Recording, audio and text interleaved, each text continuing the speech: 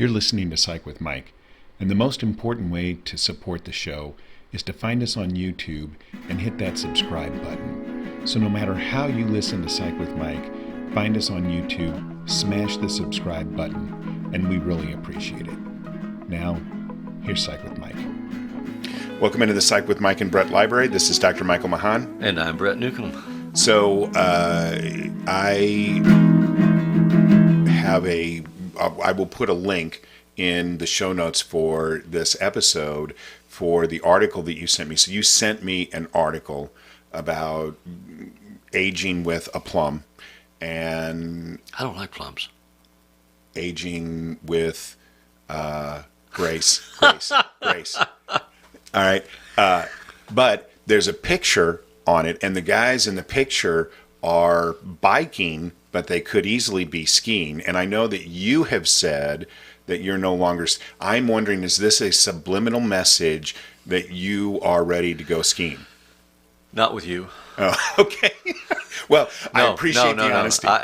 I had an experience the last time I went skiing that I never had since the first time I went skiing. Yeah.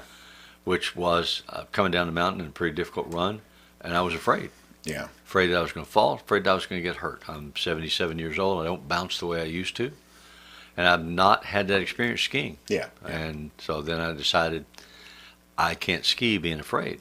That's absolutely true. Because I will get hurt. Right. And I don't want to do that. So I said, okay, I've had my turn. I'll let somebody else have the mountain. Yeah. So for those who don't know, there'd be no reason for people to know this, but you and I went on an annual ski trip together with other people, but at least the two of us, for 25 years, maybe. Probably, yeah. And those were unbelievably fantastic experiences for me. I hope that you enjoyed them as well. But I saw that picture, and that's what it reminded me of, was you and me and Paul sitting on a bench somewhere, old guys sipping hot chocolate on a mountain somewhere. And I thought, that is... It wasn't a hot tub picture. Yeah. There were some of those, too. Yeah, and I thought that is, to me, that is in a microcosm. That's the microcosm of what it means to get older with grace. And it doesn't mean you have to ski or whatever, but I think there are some things that have to happen. Number one is you have to maintain connections with people that are important in your life. It is an epidemic. We've talked about this before, the epidemic of loneliness. You have pointed out very appropriately that is just exploding for especially white males over the age of 65. And what happens is that as we get older, either because friends start to pass away or because there is a societal bias towards young people, older people in our society are living in isolation, and that's horrible. I think it can be horrible for anybody that lives in isolation involuntarily. But one of the saving graces of that is older people have most of the disposable financial resources. Exactly. So, they've got the money and they've got the life experience. And the time, yeah. And so those are the individuals that I would hope in our society would be the ones who would really be passing along this idea of what it means to live an integral life to the younger generation. There are societies where that is the expectation, but it's not that way in our society. Those thoughts are just more overarching than the ones that I have. My challenge is to embrace every day with joy and positivity. Mm-hmm. To try to, and I know we've been taught that as we age and especially get closer to death, that within about 5 years of the time we're going to die, we start going through a process called the life review. And we, ideally, if you're a therapist and you're working with somebody that's doing that, you ask them, do you have regrets? Do you have unfinished business? Are there people that you need to reach out to or things that you need to do so that as you get to the end of your opportunity to do any of those things, you're comfortable with where you are? Mm-hmm. And those can be very painful conversations, in part because, like I have regrets about the relationship I had with my father. Well, my father's been dead 20 years. Mm-hmm. I can't go back and change any of that. Mm-hmm. I can't go back and do anything with any of that. But I'm aware of it. And does it eat at me or cause me concern or distress or cause me to behave in ways that I find unappealing? Especially as I look at relationships with my own children or younger people in my life who I may have challenges with. So part of getting old to me, a little bit of it is worrying about dying. And how will I die? Will it be painful? Will it be difficult? Will it be long-term? Will I gradually drift away over some godforsaken amount of time? Will I lose my sense of self? Will I suffer from Alzheimer's and be depressed and not know who I am and who the people around me are? That niggles at the back of my mind sometimes, but I try to avoid it because I think it's a lost leader. I think if you indulge those kind of things, you create self-fulfilling prophecies. Not that you can self-fulfill a prophecy that you're going to have Alzheimer's, but you create an environment, an attitude of depression and loneliness and a sense of failure that I don't want to have. So I want to fight that off. And there's research that shows there are specific behavioral things you can do to fight some of that off, and mental attitudes that you can use to fight some of that off, and instead try to embrace the joy that's out there today. Did you find some? So in the article that I'll link in the notes that you had sent me, there's a line that I love, I think encapsulates the conversation really, really well, and it says, use mindfulness to grow older rather than get older. And then they have a lot of things that they list as possible things that you could think about to do that. But I think that really encapsulates it well. So for you, what does that mean to have an attitude of growing older rather than getting older? Don't just sit and vegetate. Move, go places, do things, have new adventures. I think that's so incredibly important because I know, so I'm 60, which I think is old. I mean, I know you at 77 look at me and say... You're a much older 60 than I am 77. Unfortunately, that might be very, very true. But I just recently, like about a year ago, just started thinking, oh my gosh, I am so much stiffer than I ever remember being. And I started doing yoga. And I started doing movement yoga initially, and then found what's called yin yoga, which is static yoga, which is, I guess, stretching, but it's, 4,000 years old. And it has made a huge difference in my life and gotten me to the point now where I'm actually doing movement kind of activities, because I think if you're going to have a skill, you have to practice that skill. You can't have a skill that you don't practice. If you want to move, you have to practice moving, and people get older and they say, oh, I'm stiff and I hurt. Sometimes it may hurt to get older. That may be a part of the process. Yeah. And you have to embrace and accept that, not use that as an excuse. Would you say that's fair? Yeah. Yeah, okay. Yeah.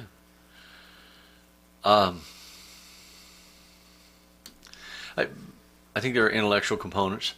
I think there are physical components. I think there are emotional components. One of the questions that I think is worth considering is, what is your perspective on religion and spirituality? When I get to the end of the road and the road stops, is there anything beyond that? What do I believe about that? They say there are no atheists in foxholes. I don't know that I agree with that. I think if you are a considered, thoughtful, researched atheist, because you find the spiritual presentations of different religious beliefs non-logical or non-emotionally supportive to you, meet your needs or what have you, then I think you should reject them. But if you then are still left with a question, well, then what? I don't know that you can find an answer. Right. There's a joke about the agnostic at the funeral, all dressed up, no place to go. I don't know. I don't have that answer. Yeah. I just hope that when my time comes, I'm at peace with the answer that I think I have.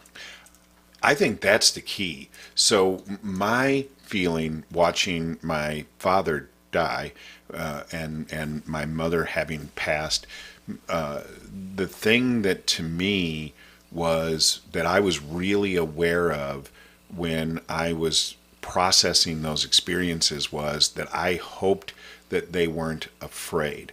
I think that a death, if you were to ask me what's the difference between a good death and a bad death, I would say a good death is any death that the person isn't afraid. I think that if you enter into that next stage afraid, that makes me sad. I would not want people to be afraid. I don't think you can control for that. Well, no, I I think can't. it's reasonable to have anxiety. I don't know if I would call it fear. Right, You know, right. if I'm shame-based and guilt-based, I'm going to be afraid of the consequences that I've been told all my life that are awaiting me because I'm a bad person. I'm undeserving of. If I'm anxious, it's just like, well, I don't know what's going to come. Is this going to be like a plane ride, or is it going to be like a train crash? And how's it? And there was a time in my life, and I used to have extensive discussions about this with Mary Fitzgibbons, with whom we both worked, about as it's time to die, do you want to be conscious and aware up to your last living moment, or do you want to just drift away and let your body turn itself off? I don't know that you have any choice over that one way or the other. Right. My hope is when my time comes, it's just quick and it happens while I'm sleeping, because I'm trying to live my life fully every day. If it ends today, it ends today. But I don't want to sit in the corner and watch the clock tick down and say, oh my God, it's going to be midnight soon. And I didn't know this was where we were going to go, and certainly if you don't want to have this conversation, let me know. But do you want people to be there? When I die? Yeah. I don't know. I haven't thought that through. I think you die alone, even if people are there. Well, ain't nobody going through that door but me. Right.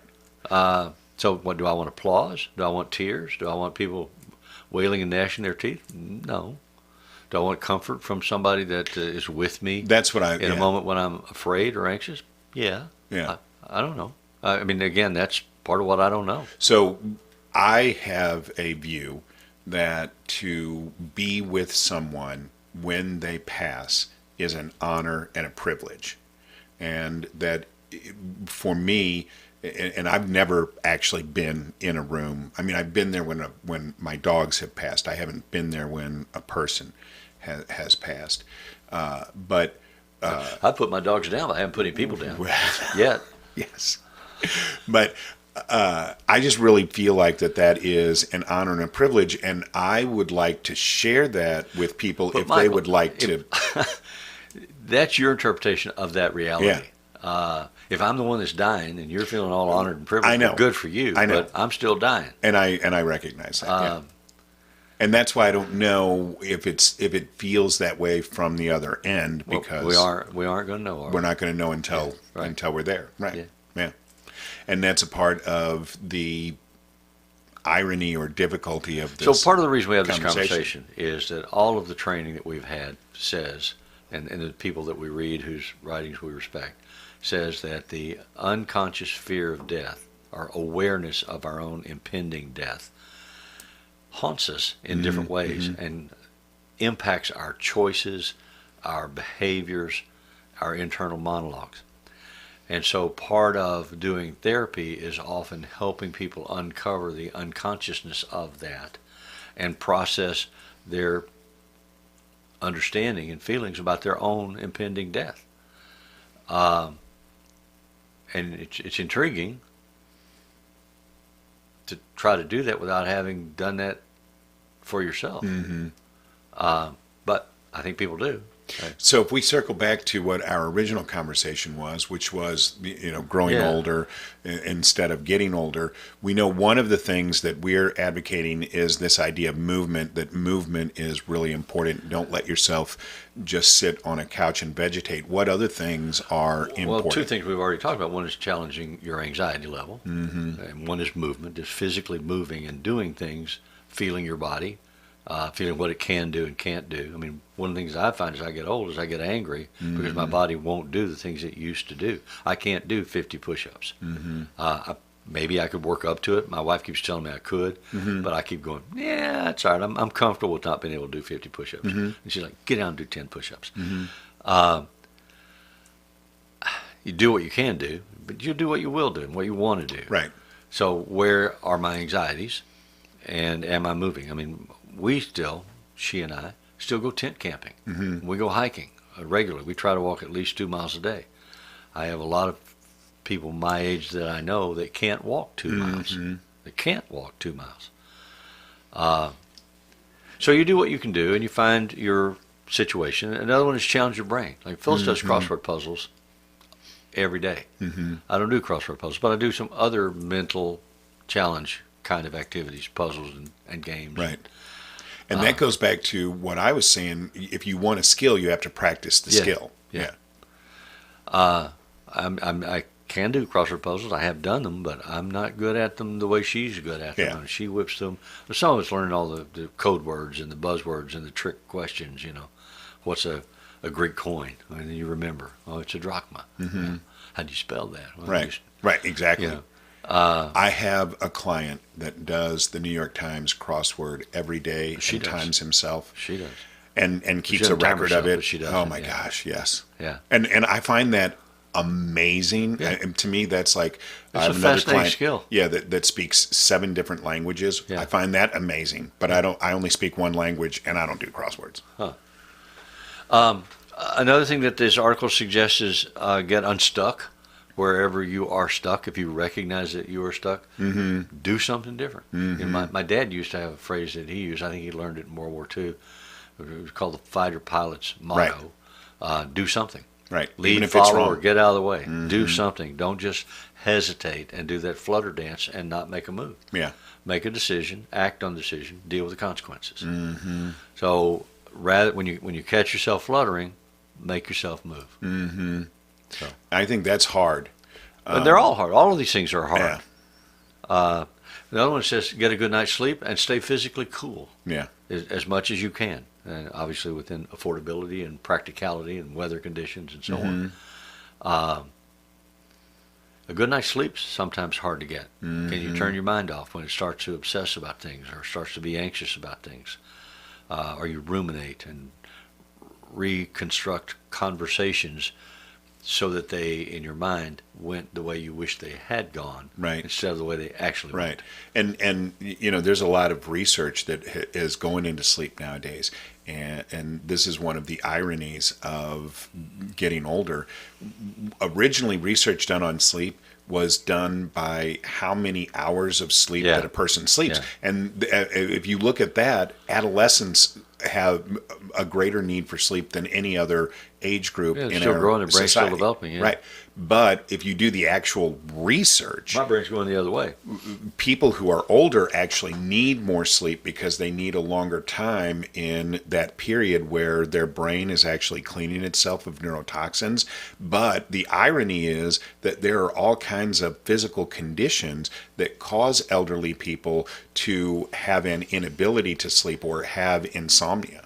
Yes, there are. Yeah. And there are a couple of other things, too, that in this article that I want to mention. One of the ones that they mentioned is forgive or don't, but don't ruminate. Yeah. Don't obsess about yin and the yang of woulda, coulda, shoulda. Let it go. Let it go, man. With consequences, or let it go without. But let it go. Don't carry it. Don't ruminate about it. So those are some physical, mental, experiential things that you can do to try to address the aging process so that you are balancing on that high wire as well as you can until you fall off.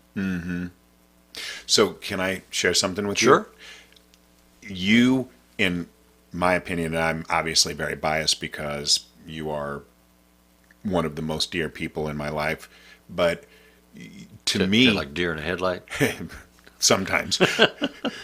But you are aspirational for me when we think about aging in a graceful way. I know that you talk about being 77 and how that has caused you to have some introspection. But I look at 76, I gave up both my motorcycle and skiing. Yeah. And I look at you, and honestly, if I didn't know your chronological age, I wouldn't know your chronological age. To me, But you're getting closer to my mental age. I'm going back to 15. but I feel like that or my experience of you is timeless. I mean, I'm not going to say that you have a full head of hair and a dark beard. When I met you, tiny waist. yeah, Yeah. But I will say that I don't see you as having any hindrances that aren't self-imposed. Oh, that's interesting. Yeah. Yeah.